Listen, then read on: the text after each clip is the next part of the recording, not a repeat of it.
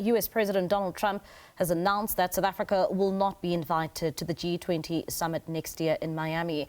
Now, Trump made the announcement on his Truth social media account yesterday, and to discuss this a bit more further, we are now joined by Professor Danny Bradlow. He's an international relations expert and senior research fellow at the Center for Advancement of Scholarship at the University of Pretoria. And Professor, thank you so much for your time this evening here in SABC News. Let's start off here. I mean, many were saying that they were not surprised by this latest move by US President Donald Trump. What are your thoughts on him saying that South Africa will not be invited to the G20 summit?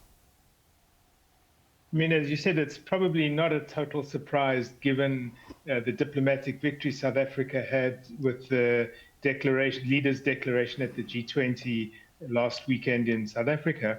But it's important to point out that while President Trump can not invite South Africa to the meeting in the US next year, he can't kick South Africa out of the G20.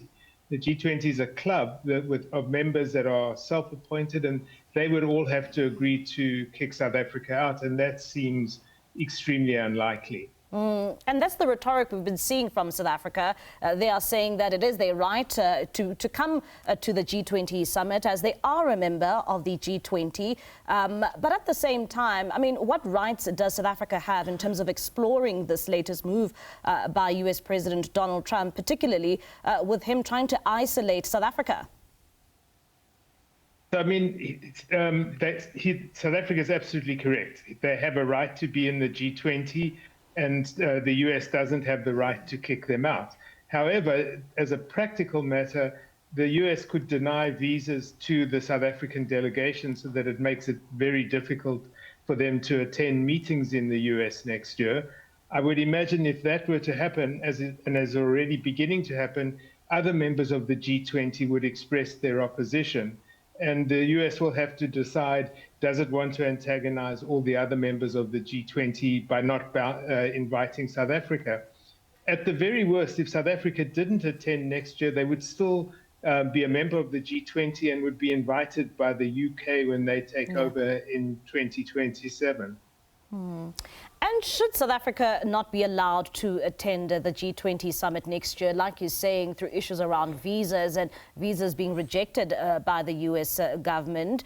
And when it comes to, of course, looking at the precedent that this would set, what would this mean for other nations, particularly when you look at a president who simply says, when you are a member, but you're still not allowed to partake, in issues of that group? I mean, it could potentially, in the worst case, mean the end of the G20 because other member countries are objecting. I mean, already Germany and Japan have expressed reservations, and I'm sure there are other countries that are doing the same thing. But expressing reservations isn't the same as taking action. And it is possible that some countries could say, if South Africa isn't going, we're not going to go as well. But that puts each of the other 20 countries in the position that they have to decide, who do we want to antagonize more, South Africa or the US? And that, is going to depend on what's happening next year and which country you're talking about. But obviously, this would be a serious blow to the good functioning of the G20 for next year. Presumably, when the UK takes over the year after, that could restore some credibility, but that would be an issue to be decided later on.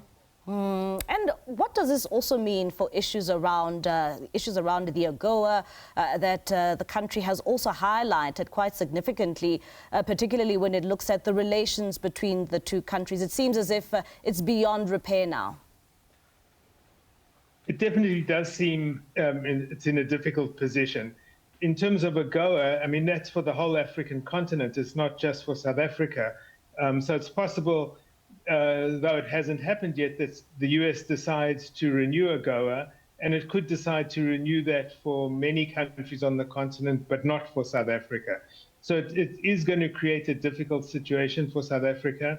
But I think we need to see what happens. And it's important to remember that, if some sort of a crisis happens next year, the US could change its position and decide they really need the G20 to function well, and that requires South Africa to attend.